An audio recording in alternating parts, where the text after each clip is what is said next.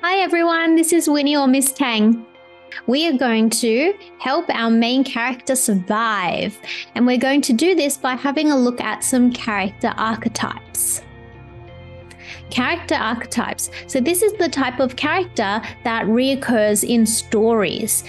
It creates an immediate sense of familiarity because we become more aware of these archetypes and these characters. And then our audiences can then relate to that character and know what their role in the story is. The hero is the protagonist, who is the main character.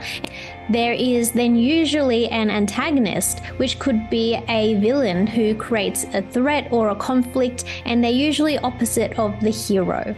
There could be a mentor character. They may instruct the hero or give them some abilities or knowledge or maybe even a gift to help the hero or the main character of the story meet their challenges. There could be allies, so people the characters in the story who help the hero or help the main character through their challenges. They might support them, they might give them knowledge as well. There could be enemies that the main character comes up against, characters who might help the antagonist or the villain, who also cause conflict to the hero. Today, we are learning to develop relatable and engaging characters, namely the mentor, allies, and enemies. This is because we want to entertain our readers and we want our audience to relate to and connect with our characters. Our success criteria today includes I can develop the character archetypes for my narrative, I can develop the mentor character, and I can develop the allies and the enemies. Today's video, we are going to come up with the mentor character. Our mentor character helps our main character survive their obstacles and challenges. They help them with their knowledge, their skills, tools, anything that can help the main character solve problems because they will need to be able to do this on their own.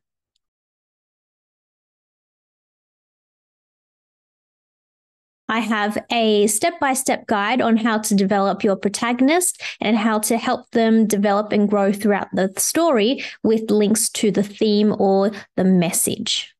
In this video, I'll give you an example of developing the main character named Amber and how she develops and grows throughout the story. So what is she like before and what is she like after?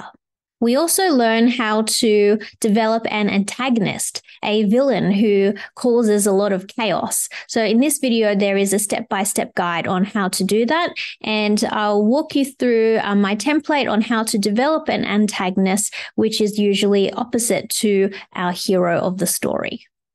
Here are some questions that we are going to focus on. So how does the main character meet the mentor? How does the mentor convince the hero to go on the journey? What is the treasure? What is at the end of this journey? So let's actually do one now. So we've already come up with our main character, Amber, who is a 10 or 11-year-old cheerleader. She is in year 5. We have an antagonist, our villain of the story, called Viviana. She is the bully in the story. And now we are going to come up with our mentor for Amber. Our mentor for Amber is going to be her dad, Rufus. He convinces Amber to go for cheerleading captain position because he believes in her and he thinks that she would be a great role model and a leader. What else does he do? He persuades her, telling her that her mother was a cheerleading captain. This could be a really big deal because maybe Amber's dad, Rufus, rarely talks about her. Treasure is the cheer captain position. What knowledge, experience, and or supernatural abilities, so if it's a fantasy, does the mentor have? Well, our mentor is Amber's dad, Rufus. He could have knowledge and experience because maybe he also used to be a cheerleader as well. And maybe that's how her mum and dad met. What knowledge, skill, and or tools does the mentor provide the main character? So something important to the quest, maybe a wand, a weapon, medicine, food, magic, clue, some information. Knowledge that Rufus could pass on is that her mum was a cheer captain. His past experience as a cheerleader.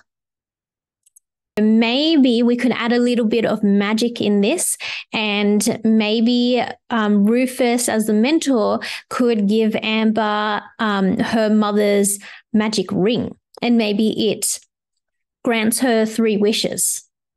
Or other, I would say Amber's dad probably gives her a lot of encouragement and confidence. We have come up with the mentor character. Our hero and the villain are also going to need characters that support them on their goal and their journey or their quest. So the hero will need some allies, some friends, people who will support them, and the villain may need some followers as well. And these followers will also become the hero's enemies. One ally that we can put in here is maybe Amber's cheerleading coach. Maybe her cheerleading coach is the one who encourages her to go for being cheer captain. Let's name her Mrs. Robinson.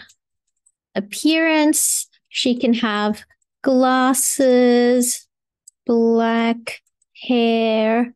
We can describe her as kind, encouraging. She encourages Amber to go for cheer captain because she believes in her. Another ally for Amber could be one of the girls on the cheer team.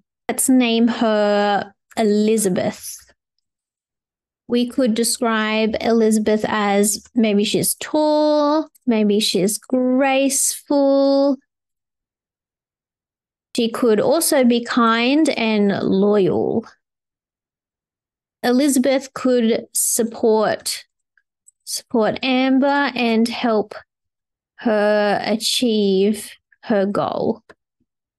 So we already know that Viviana will be the villain of the story or the antagonist. Now we will come up with some enemies. So people who may be followers of the antagonist.